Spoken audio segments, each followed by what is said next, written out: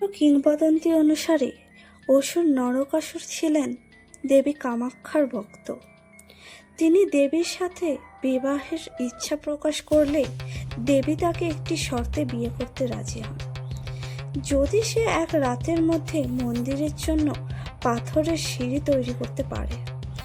সূর্য ওঠার আগেই সিঁড়ির কাজ প্রায় শেষ হয়ে এলে দেবীর মায়ায় একটি মোরগ ডেকে ওঠে এবং ভোর হয়েছে ভেবে নরকাসুর কাজ আজও সেই অসমাপ্ত সিঁড়ি মেখলা উজান পথ নামে পরিচিত। একদা কোচ রাজবংশের রাজা চিলা রায় ও নরনারায়ণের সময় থেকে বিশ্বাস করা হয় এই রাজবংশের কোনো রাজা যদি কামাখ্যা মন্দিরে প্রবেশ করেন তবে দেবী তাদের ধ্বংস করে দেবে। আজও কোচ রাজবংশের কোনো সদস্য এই মন্দিরে যান না, কারণ কোচবিহারের রাজা নরনারায়ণ এবং তার ভাই চিলারায় 1565 সালে এই মন্দিরটি পুনর্নির্মাণ করেন। তবে একটি লোককথা প্রচলিত আছে যে মন্দির উদ্বোধনের পর দেবীর অস্তিত্ব অনুভব করতে রাতে রাজা ও তার ভাই দেবীর দৈব নৃত্য দেখার চেষ্টা করেছিলেন। এতে দেবী ক্ষুব্ধ হন ও অভিশাপ দেন। এই ভয়ে আজও কোচ রাজ পরিবারের বংশধরেরা কামাখ্যা মন্দিরের দিকে তাকান না এবং ছায়াও মারান না। আসামের গুয়াহাটি নীলাচল পাহাড়ে অবস্থিত মা কামাখ্যা মন্দির ভারতের অন্যতম প্রধান ও রহস্যময় শক্তিপীঠ। এই মন্দিরকে ঘিরে বহু প্রাচীন ইতিহাস, অলৌকিক বিশ্বাস ও ঘটনা রয়েছে। একদা কামদেব মহাদেবের ক্রুদ্ধ দৃষ্টিতে ভস্ম হয়ে তার রূপ ও শক্তি হারিয়েছিলেন।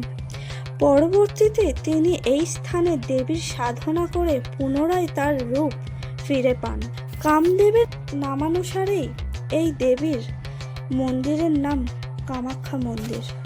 দেবী সতীর মহামুদ্রা বা যোনি অংশটি এখানে পতিত হয়েছিল, তাই এখানে কোনো মানবাকৃতি মূর্তি নেই, বরং একটি অন্ধকার গুহার মধ্যে পাথরের ফাটল রয়েছে যা প্রাকৃতিকভাবে তৈরি যোনি সদৃশ্য এবং এর মধ্য দিয়ে একটি ভূগর্ভস্থ জলের ধারা প্রবাহিত হয়। এই পাথরটিকেই দেবী কামাখ্যা রূপে পুজো করা হয়। প্রতি বছর জুন মাসে ও বাংলার আষাঢ় মাসে বিশ্বাস করা হয় যে দেবী কামাখ্যা বার্ষিক ঋতুচক্রের মধ্যে দিয়ে যান। এই সময় 3 দিন মন্দিরের দরজা বন্ধ থাকে। এই সময় মূল গর্ভগৃহের ভেতর কোনো পুরুষ বা পুরোহিত প্রবেশ নিষিদ্ধ এবং ব্রহ্মপুত্র নদের জল অলৌকিকভাবে লালচে হয়ে ওঠে। চতুর্থ দিনে মন্দির পুনরায় খুলে দেওয়া হলে দেশ বিদেশ থেকে লক্ষ লক্ষ তান্ত্রিক ও সাধু ও ভক্ত পুণ্য অর্জনের জন্য এখানে সমাবেত হন। কথিত আছে চতুর্থ দিনে মন্দির খোলার পর ভক্তদের দেবীর রক্ত ভেজা সাদা কাপড় বা অঙ্গবস্ত্র প্রসাদ হিসেবে দেওয়া হয়, যা তান্ত্রিক ও সাধারণ ভক্তদের কাছে অত্যন্ত অলৌকিক ও সৌভাগ্যের প্রতীক বলে গণ্য করা হয়। অম্বুবাচী মেলার সময় সারা ভারত ও নেপাল থেকে হাজার হাজার নাগা সন্ন্যাসী, অঘরী কাপালিক ও বামচি তান্ত্রিকরা কামাখ্যা পাহাড়ের জঙ্গলে ও শ্মশানে ভিড় করেন।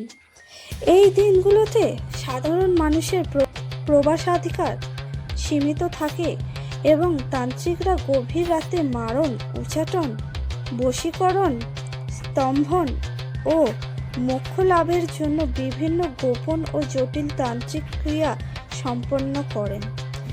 গোটা নীলাচল পর্বত জুড়ে দেবী কামাখ্যার পাশাপাশি দশমহাবিদ্যা যেমন কালী, তারা, ত্রিপুরা সুন্দরী, ভুবনেশ্বরী, ভৈরবী, ছিন্নমস্তা, ধূমাবতী, বগলামুখী, মাতঙ্গী ও কমলা আলাদা আলাদা মন্দির রয়েছে।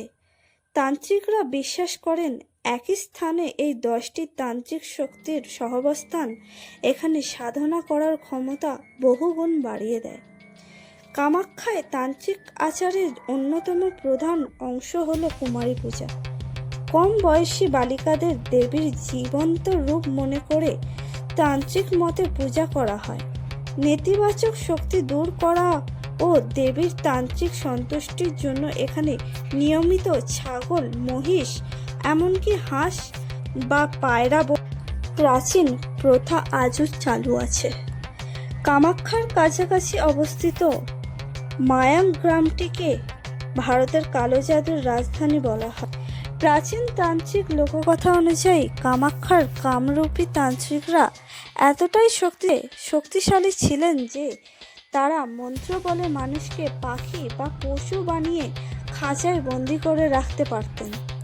কামাখ্যায় আধ্যাত্মিক উন্নতি ও মানসিক শান্তির জন্য সাধারণত তন্ত্রসিদ্ধি পূজা করা হলেও ভূগর্ভস্থ মানুষের জন্য দীক্ষা ছাড়া বা গুরুর নির্দেশ ছাড়া কোনো উন্নত ও জটিল ক্রিয়া যেমন শ্মশান সাধনা বা মারণ বশীকরণ করা অত্যন্ত বিপজ্জনক এবং শাস্ত্র অনুযায়ী তা নিষিদ্ধ।